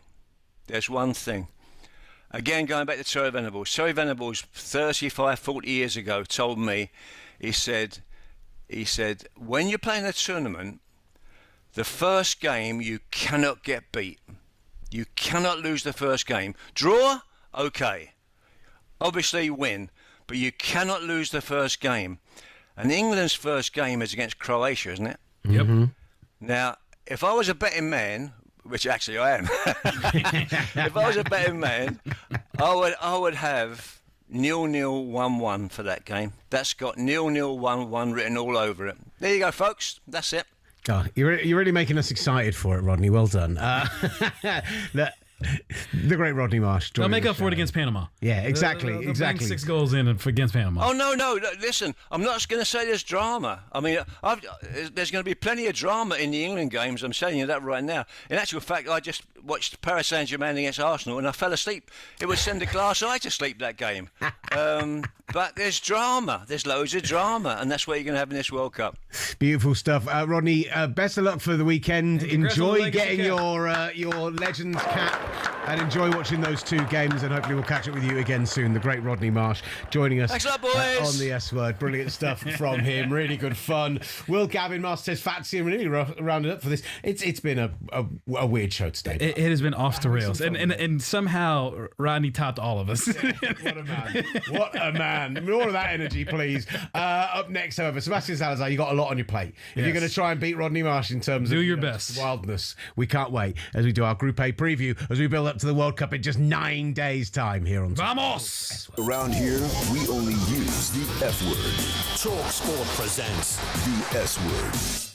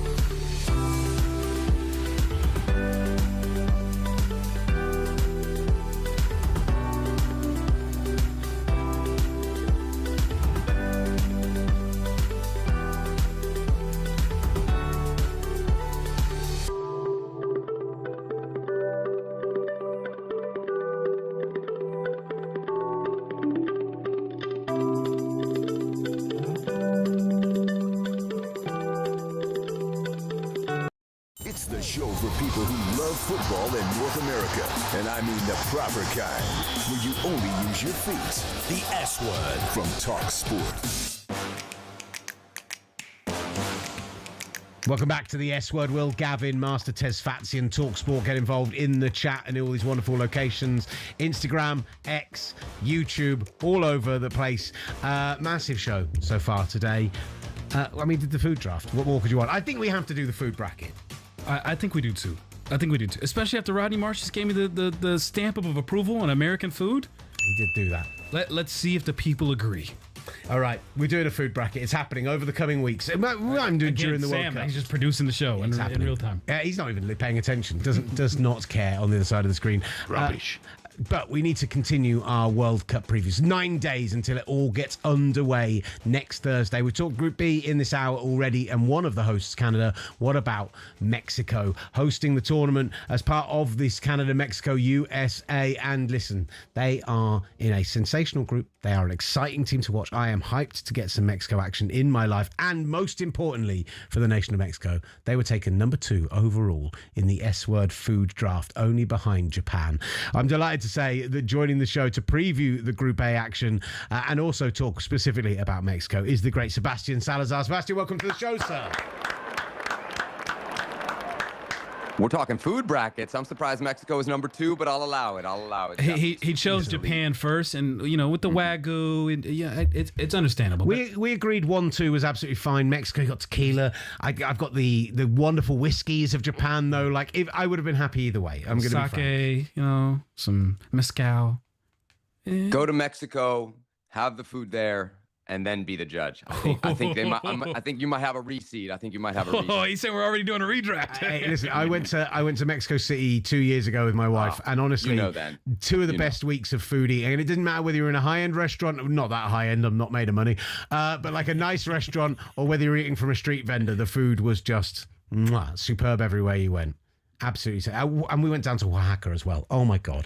You're gonna talk about Mexican food now and get all excited. Yep. The mole in Oaxaca, man, that's another world. We're literally going to blow through this segment if we continue talking about this food right now. What World Cup? Especially, let's start with Group A on the host Mexico. We reported on the show the story from a few weeks ago where there was the head-to-head between the Mexican League and the Mexican National Federation. They brought the players into camp. It was during the playoffs. It seemed to cause quite the stir over there. Have things settled down? Are people now feeling the World Cup fever and ready to go for this Mexico team? Yeah, things really came to a head there because the Federation effectively backtracked on its word. It told the Mexican League teams that if they gave the Federation their players to start this long camp on May 6th, that those guys would be guaranteed to be in the World Cup. And then the national team coach came out in a press conference and kind of backtracked on that. And the league got really, really furious. And there was a standoff, particularly between one of the more powerful teams in the league and the Federation. At the end of the day, the Federation went back to their original word and everybody kind of cooled off. Things have settled down. The roster was dropped on Sunday because of the kind of slow rollout. There hasn't really been too much of a surprise or a conversation about snubs. And I think generally right now there is a buildup of anticipation, and you'd even say momentum for a Mexico that, if you look back at recent history, has really been disastrous in major tournaments. They got grouped in Copa America in 2024. They got grouped at the World Cup in Qatar. That was the first time that had happened since 1978. So, Mexico was at a low point, but it seems to have stabilized on the field via Javier Aguirre, who took over after that disastrous tournament a couple summers ago. What can we expect from Mexico? I mean, obviously, being at home is going to play a huge role in having that home nation, the home crowd backing you. And in this group, I'm looking at it, and it feels like they have to win this group. It's written right there for them. Yeah, I think that's a fair expectation. I think knowing that this is not the strongest Mexico of the last 20 or 30 years, Mexico fans might be hesitant some to say, oh, yeah, it's going to be a cakewalk to win the group. But there's nobody in this group that really should scare you. In fact, if recent results are any indicator, it might be somewhat of a cakewalk. South Africa just drew 0-0 against Nicaragua. That's a really good sign because that's who Mexico is opening up with. And really, if you identify the 3 games, that's the one you absolutely have to win, mostly to alleviate pressure, because Mexico is a football mad nation. It's also a football desperate nation. And that desperation can kind of turn on the home team if things aren't going well. I think South Korea's probably the most formidable opponent in the group. Heung-min Son is a player that scares, I think, every Mexico fan. I was in the stadium in Russia when they played in 2018. Every time he got the ball, it was a, heart drops into your gut kind of moment for Mexico. He's a player, I think, even now in his present form, they're going to have trouble dealing with. And they just crushed Trinidad and Tobago for whatever that's worth, 5-0. And then Czechia is a team that I don't know doesn't, I think, deserves everybody's respect. But if you look at it, it's a team that really didn't impress in qualifying. They lost to Faroe Islands at one point. Even in the playoff, they kind of drew against everybody in advance via penalties. They got most of their team in the domestic league, which isn't all that well respected globally, at least not like in terms of top 15, top 20 leagues. So Mexico is the favorite. The expectation is there. There's a bit of pessimism in Mexico, having always kind of disappointed in World Cups. But aside from that, I think people are expecting this team to win the group and set themselves up for a potential run at the quarterfinals. Real quick. What will it do? What will it take for the Mexican fans to remove the pessimism that you talked about? Because I've seen it. Obviously, it's lasted for years now. And despite winning Gold Cup, it still feels like it still lingers, that there's still this uncertainty of what to expect, despite being one of the host nations. Yeah, it's because every year up until the last World Cup, there's been this hurdle at the round of 16 that Mexico just cannot get past. The only times Mexico's ever made it to a quarterfinals are on home soil in 1970 and 86. I think a 3-0 or a 4-0 in that game against South Africa, which I do think is something achievable for this Mexican team, even though they're not the expansive teams you might remember from 2014 or 1998. They're very pragmatic. I do think on paper they're that much better than South Africa. And if they can, in Azteca, on the opener, give the Mexican people something to really, truly get behind, I think there'll be a surge there. And then if you've got the home country behind you, you are a massive favorite at home against South Korea. You are against Czechia. You should win those games. You should win that group. And that's the setup that allows Mexico to potentially go deep. If Mexico comes out anything other than first to this group, I think at the end of the day, we're going to be looking back at a missed opportunity, because I think from anywhere else other than first, maybe you get past round of 32, but really you're not getting past the round of 16 most likely. And that's the line of demarcation. You get to the quarterfinals, you can call it a success. Round of 16 in your home country after always getting to the round of 16 feels like more of the same. And listen, on that very point, top the group. And you get to play in the Estadio Azteca in the round of 32. You get to play in the Estadio Azteca in the round of 16 as well. Yep. You have the advantage of the home crowd. You have the advantage of knowing the elevation better than anyone else, of the heat better than anyone else. Like that would be, we've been talking about this a lot, that would be England's route if they were to top the group. They'd end up there in Mexico in the round of 16. And that is a game that terrifies me because of, on paper, you've got all these wonderful Premier League top tier stars and everything else, but those conditions are going to be difficult for anyone to go into versus your runner-up. And don't get me wrong, the Mexican fans, I'm sure, will show out in Inglewood. I'm sure the Mexican fans will show out in Houston. We know those two states have a huge Mexican population, but it's not the same as being in Azteca, surely. No, it's not. I mean, I think there'll be a different vibe in Mexico for the World Cup. Oftentimes, actually, the Mexico fan in Mexico is more demanding and sometimes more toxic than the Mexico fan in the U.S. The Mexico fan in the U.S. is very celebratory, just loves to see the national team, maybe asks a little bit less. But I think in the World Cup, that'll flip a little bit, and I think it'll be great. One note on Azteca that's important for people to know. It's not the searing cauldron that it was back in the day. The NFL plays their games now in that stadium, and they made some fundamental changes that really change the intimacy and kind of the feel of the stadium. On top of that, the World Cup games are not really being played in the daytime. The first game is at 3 p.m. Eastern time, but a lot of them are more nighttime windows. When you play in Azteca in the day, that's when it's really hell on the opponent. And the other thing to remember is back in 1986, when Mexico really had this massive advantage at home, all those guys played in the Mexican League. They lived in Mexico. They knew that altitude. It was very native to them, and it was very foreign to everybody else. Half the team now is in Europe. So it's not the same advantage that it was 20 or 30 years ago. It'll still be an edge in this World Cup, but Azteca has lost somehow, and they're not only playing in Azteca, but that stadium specifically has lost a little bit of its magic just due to the changes kind of from a business perspective. Some exciting young players in this squad, it should be mentioned. Gilberto Mora, Obed Vargas, like these are some young players. We always talk about these players in World Cup that flash and then suddenly get linked with transfers for, tens of millions of pounds or euros to wherever in Europe. But there's a couple of those exciting young players in this Mexico squad. Oh, yeah, for sure. I mean, you got to start with Gil Mora. He's the guy that a couple years ago as a 16-year-old really broke through in the Gold Cup. And you thought, wow, like, how is this happening? And those of us that were watching, Liga MX and watching Xolos, which is the team in Tijuana, saw flashes of it. But when you saw it with the national team, I think it surprised even the most ardent Liga MX viewer. And he's just one of those players that's always in the right spot, always making the right decision. Even at such a young age, there's a bit of magic to him. The reality, though, is he's only got 7 caps for the national team. He's only got 50 first-team appearances. He is still 17 years old. And a lot of the players you mentioned, Obed Vargas, maybe an Alvaro Fidalgo, who was just nationalized. He's originally Spanish, but played in Mexico for a long time, now in La Liga. All these guys are in the midfield, and it looks very good on paper, but it has to be said, it's a lot on paper. These guys have not played together a ton. There's not a lot of chemistry with this specific midfield. And so I think for that reason, the strength of this team is actually in its back line. Guys like Johan Vázquez, potentially Cesar Montes, Jesus Gallardo, guys who are, in terms of Jesus Gallardo, now heading to second, third World Cup where he's going to have a really prominent role. That's the strength of this team. It's built to defend. And it's not going to be the fun Mexico that you've seen in World Cups past. There's some hope for guys like Gil Mora to kind of stand up, have a great tournament, and move. He's been supposedly on the radar of the biggest clubs in the world for a while now. I still think there's a little bit more development for him. He's a small player. He's not like a physically overwhelming player.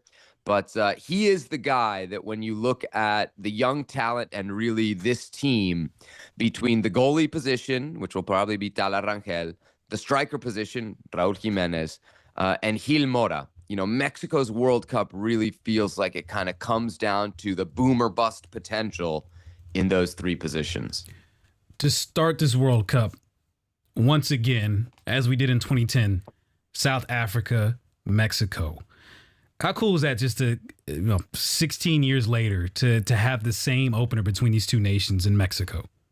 Yeah, no, it's special. I think, there was such history in 2010, first World Cup on the African continent, that team at home. I got to admit, even as, my mother's from Mexico, so I'm a Mexico fan, feeling good about the tie, even though Mexico probably really would have preferred a win there, feeling like, okay, everybody can go home with a little bit of something here. There's the iconic goal that sets off the World Cup and really sets off the celebration. And there's history here too. Mexico is the first 3-time host. Azteca is a cathedral, and not just because of the way it gets during the games, because of what's happened there.